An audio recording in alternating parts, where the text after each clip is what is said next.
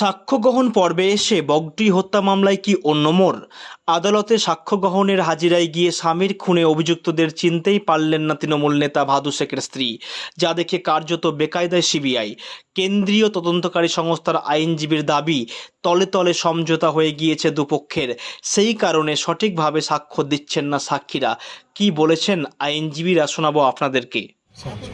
অভিযুক্ত 7 জন ছিল। সব ডিটেলস নিয়ে নেবো দাঁড়া একসঙ্গে। এই মামলায় কতদিনের সাক্ষী ছিল? আজকে 2 জনের সাক্ষী ছিল।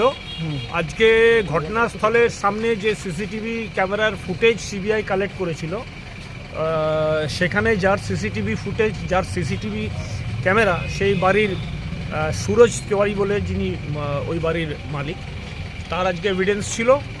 এবং যিনি মারা গিয়েছেন ভাদু শেখ, তার স্ত্রীর আজকে এভিডেন্স ছিল। কি হলো, তারা কি অভিযুক্তদের আইডেন্টিফাই করতে পেরেছে? না, তারা অ্যাকচুয়ালি তো ঘটনাস্থলে সেই সময় কেউ ছিলই না, দুজনেই ঘটনাস্থলের বাইরের লোক, সুতরাং তারা ঘটনা কিছু দেখেওনি, তাদের পক্ষে আইডেন্টিফাই করা বাস্তবেও সম্ভব না, সেই জন্যই তারা কাউকে কোনো আইডেন্টিফাই করতে পারেনি। তাহলে কি আজকে যারা সাক্ষ্য নিলো তারা কি তাদের মধ্যে কি হোস্টাইল হলো কিছু? ভাদুর বউকে সিবিআই হোস্টাইল করেছে, সুরজকে হোস্টাইল করা হয়। সুরজ কি বলেছে যে কিছু? হ্যাঁ, সুরজ বলেছে, ও কিছু বক্তব্য রেখেছে, যে বক্তব্যগুলো আমাদের পক্ষ থেকে আমরা সেগুলো জেরাতে নিয়েছি, যে সমস্ত কথাই সে সিবিআইয়ের কাছে যা বলেছিল সেগুলো আজকে আদালতে সেগুলোর বাইরেও কিছু বাড়তি কথা সে বলেছে, যেগুলো সিবিআইয়ের জিজ্ঞাসাবাদে সে বলেনি, সেগুলো তাকে শিখিয়ে দেওয়া হয়েছে বলেই আজকে সিবিআইয়ের তরফ থেকে সে সেই কথাগুলো বলেছে।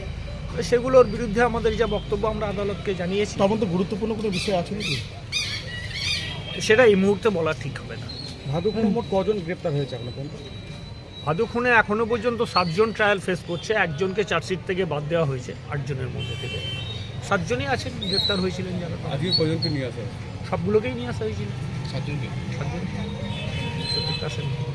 ভাদু যে স্ত্রী, ভাদুর যে স্ত্রী, সে তো হোস্টেল গেল, তাহলে মামলার ভবিষ্যৎ কী মনে হচ্ছে?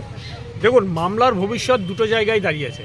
একটা হচ্ছে পারিপার্শ্বিক পরিস্থিতির উপরে যা আসছে তা, আর দ্বিতীয়ত হচ্ছে যারা কেউ ঘটনায় আসামিদেরকে চিনতে পারে কি না এটার উপরে।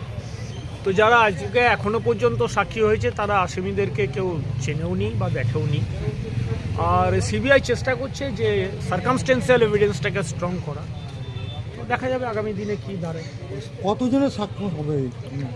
সিবিআইয়ের চার্জশিটে সিবিআই 63 জনের নাম উল্লেখ করেছে। 63 জনেরই সাক্ষী হয়তো ওরা দেবে, সেটা তাদের ব্যাপার। Thank you.